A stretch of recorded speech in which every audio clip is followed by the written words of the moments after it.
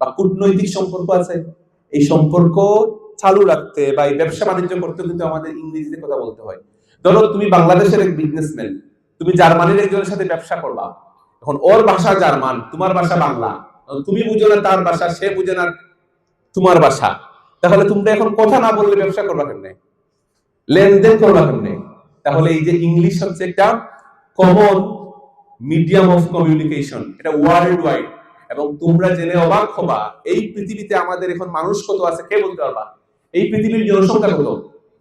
হ্যাঁ, 8 billion. Correct answer 8 billion. আমি জানি না তোমরা বিলিয়ন মানে কি বুঝো কিনা।